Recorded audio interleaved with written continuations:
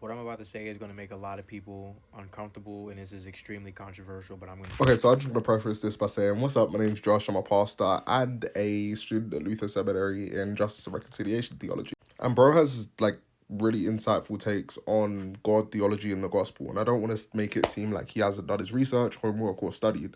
But the first claim that he makes is a little bit misguided. And what I mean by that is the first ever book that was written down in the Bible is a book called the Book of Job.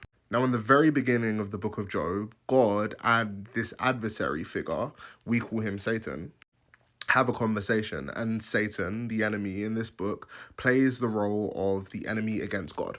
In the Hebrew, this figure is actually called the Satan, which is where we get the word Satan from. But every single rabbi, scholar, religious leader who worked with the text of the Torah and the law and narrative series of the Old Testament, including early Christians who then believed in Jesus Christ, saw the devil as the rival of God. Because you can't literally believe in Jesus Christ as the Messiah without believing that. This shows up in two ways. One, because Isaiah and Jeremiah paint the devil as an enemy against God, the dude who's responsible for all the evil in the world.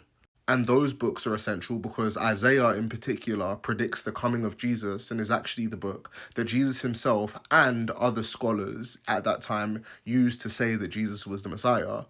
But then as well, Jesus, while on earth, talked about the devil as if he was God's enemy. Here's some examples on the screen. Now, I think he's been influenced specifically by the American and I want to say Southern American, African American wing of Christianity that doesn't do a good job of wrestling with these questions because we don't read, as a culture, the early church fathers as well as the theologians that came before us that didn't even speak English. And there's socioeconomic factors for that. I'm not expecting all of us to do that. But what I will say is the concept of how God shows up in free will, the problem of evil, the problem of God and suffering, and human suffering, and how a God can exist in that, are all questions that have been answered hundreds and hundreds of times in church history. And there are entire doctoral level university classes that go into every single argument in grave detail. So I can't outline them in a TikTok video, but this is what I can do. I can say read. Read people like Augustine. Read people like Cyprian of Carthage. Read people like Cyril of Alexander. Read people like Origen. Read people like Tertullian. Read the church fathers, the first ever Christians to put pen to paper outside of the Bible who wrestled with these thoughts.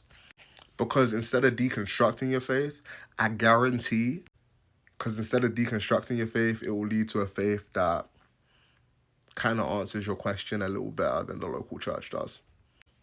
Stay blessed.